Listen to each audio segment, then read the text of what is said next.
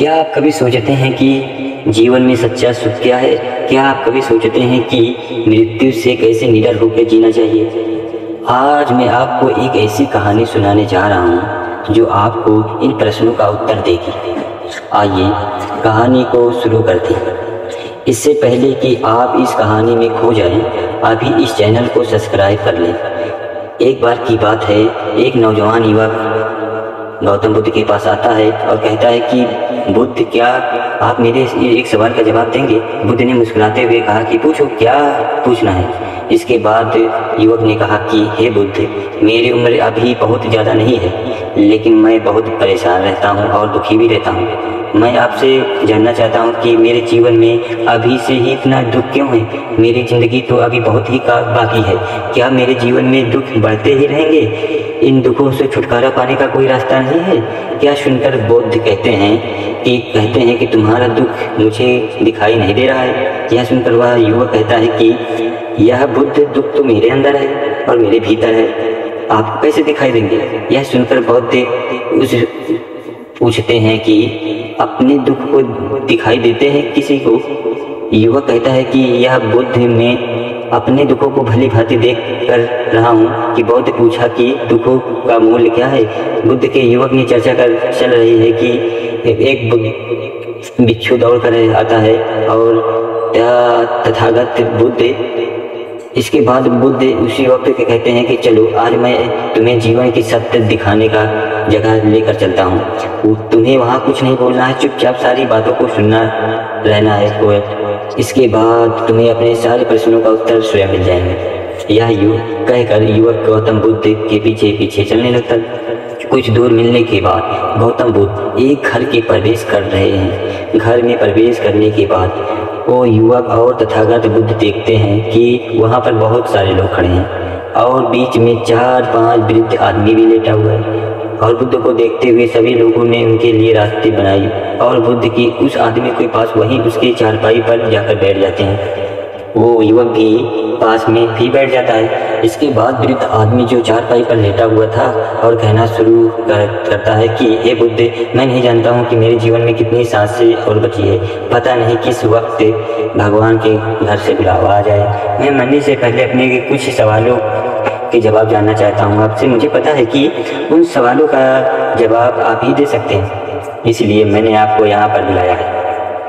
इसके बाद उस वृद्ध आदमी ने कहना शुरू कर दिया, हे बुद्ध, अपने आखिरी वक्त की मुझे अपने बचपन के दिन बहुत याद आ रहे हैं।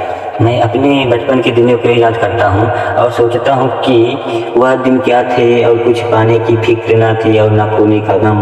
बचपन ना उन दिनों को याद करके मेरी आंखों में आंसू आ जाते हैं। मुझे लगता है कि कितनी आज़ादी थी उस समय। मेरा मैं कितना खुला हुआ था। मन में कुछ पाने की इच्छा नहीं थी। जिस भी खेल में लग जाता हूँ उसी खेल में पूरे दिन लगे रहते थे। लेकिन कुछ समय बाद जैसे जैसे मैं बड़ा होने लगा वैसे वैसे लोग मुझे ज़िंदगी की दौड़ में आगे निकलने के लिए कहने लगे। मेरे पिता अक्सर मुझसे कहा करते थे कि तुम पढ़ाई में अपने भाई में जैसे क्यों नहीं हो, तुम दूसरे लोगों को पीछे क्यों रहते हो। यह सब सुनकर मेरा मन बहुत बेचैन होने लगा। लोग मुझे ताने मारते थे क्योंकि ना तो खेल में अच्छा था और ना ही पढ़ाई में अच्छा था। सब लोग मुझे आपकी तरह बनने के लिए और किसी और की तरह बनने के लिए कहते थे और मेरे जीवन में कुछ हासिल करने का निश्चय किया। मैंने अपने आप से वादा किया कि मैं अपने भाई की तरह कामयाब इंसान बनूंगा। उसके लिए मैं दिन रात मेहनत करने लगा। शुरुआत में बहुत मुश्किलें है, बहुत निराशा हाथ लगी, लेकिन मैंने हार नहीं मानी। मैंने खुद को अपना व्यापार खड़ा कर दिया। उसके बाद मुझे कुछ पाने का एहसास हुआ। मुझे बहुत ही खुशी हुई क्योंकि जो भी लोग मुझे ताने देते थे वही लोग मेरे आगे पीछे घूमने लगे थे।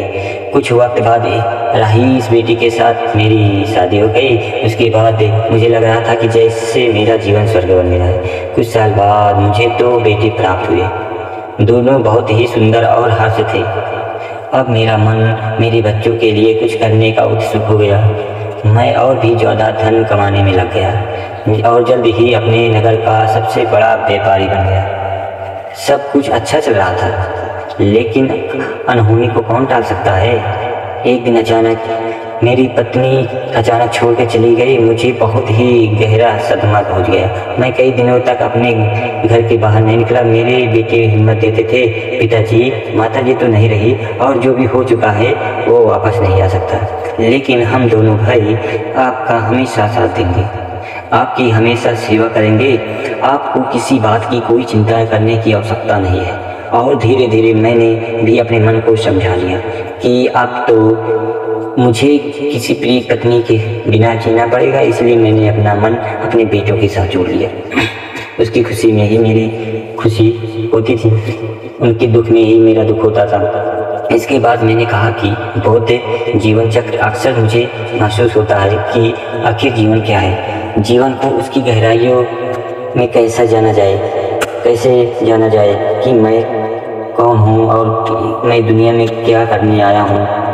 तमाम सारे सवाल उठते रहते हैं कि मैं कहाँ से हूँ, क्या हूँ। मुझे पता चला कि एक जगह की बौद्ध एक ऐसी प्रणाली बताते हैं जिससे जीवन का मतलब समझा जा सकता है, लेकिन मैं हमेशा सोचता रहता था कि पहले मैं अपने जीवन से दुखों और परेशानी से को दूर कर देता हूँ, उसके बाद ध्यान में अपना पूरा ध्यान लगाऊंगा। यही सोच कर मैं कभी ध्यान नहीं कर पाता था।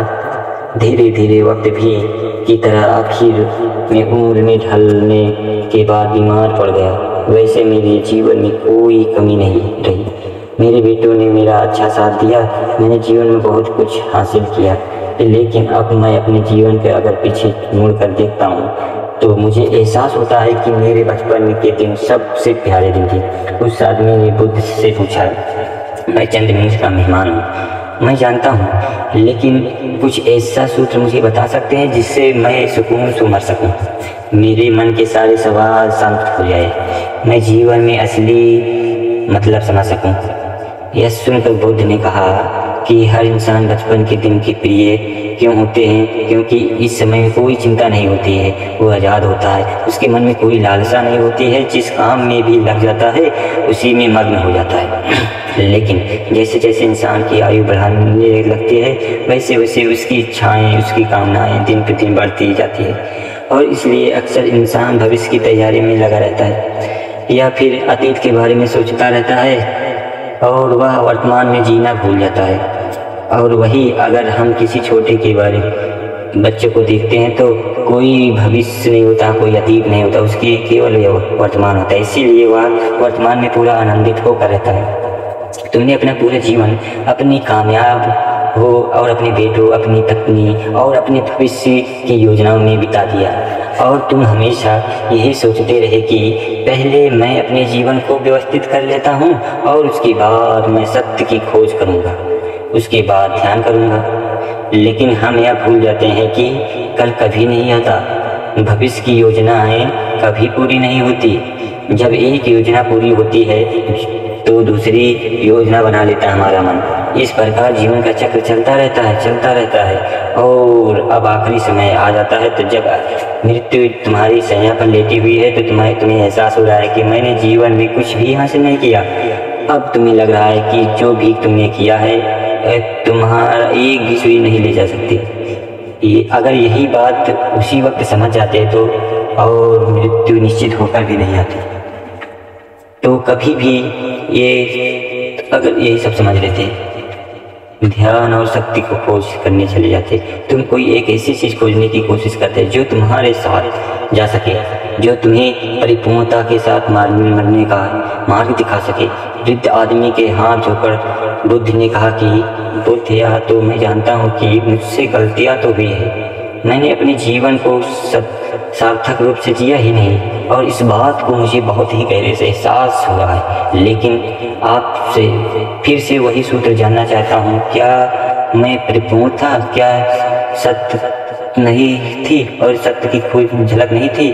सुनकर बहुत ही आदमी तुम केवल एक ही सूत्र समझने लायक हो। वह सूत्र यह है कि तुमने जीवन में जो भी कुछ किया, जो भी कुछ पाया, जो भी कुछ खोया, वह सब यहीं पर छोड़कर चले जाओ। उसे अपने मन के शांत को जोड़कर मत ले जाओ साथ में। और भाव को पैदा करने, और तुमने जीवन में बहुत कुछ सीख लिया और वास्तविकता में तुमने अपने जीवन को बहुत ही प्रगति की, क्योंकि तुमने यह जान लिया है कि जीवन में कुछ भी सार्थक नहीं है, और यह जानना भी